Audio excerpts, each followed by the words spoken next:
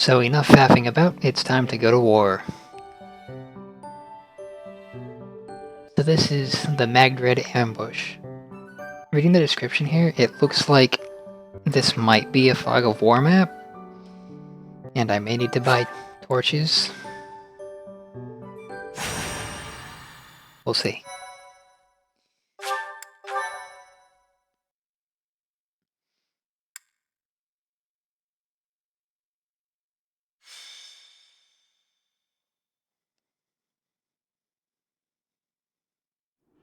I have to say, it's a real honor to accompany such a brave and distinguished knight. None other than Catherine, wielder of Thunderbrand. You mean you don't know? My weapon is called Thunderbrand. It's one of the hero's relics. A long, long time ago, the goddess bestowed divine weapons upon 10 heroes, which were passed down to their descendants. It's an honor to wield, but I'm afraid there won't be any chance for that today. Our mission is to help clean up the aftermath, not to fight. Why would Lenato incite such a reckless rebellion? You should know more about that than any of us, Ash. Well, I don't. Lenato never mentioned anything of the like to me. He probably didn't want you getting caught up in his own personal vendetta. I'm Lenato's adopted son. He raised me as though I were his own blood. He was always so kind. I don't understand. I guess it has to do with Kristoff. How much do you know about the tragedy of Dusker, Professor?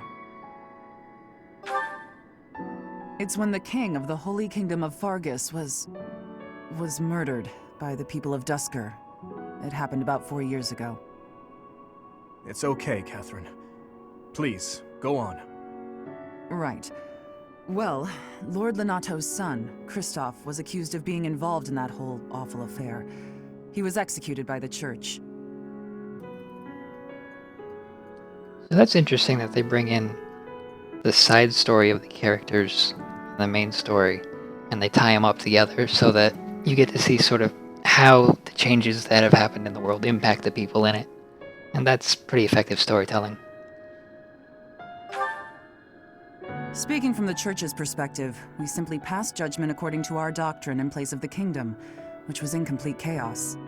Whatever the truth behind that incident may be, Lord Lenato has harbored resentment toward the church ever since. Well, to be more specific, his grudge isn't only against the church. It's also against the one who turned Kristoff over to them. Report! The enemy is approaching. They can't be avoided. Their numbers are far greater than we predicted. They used the fog to slip past the Knight's perimeter. It looks like our mission just changed, Professor. Everyone, prepare for battle! This is a Fog of War map, isn't it?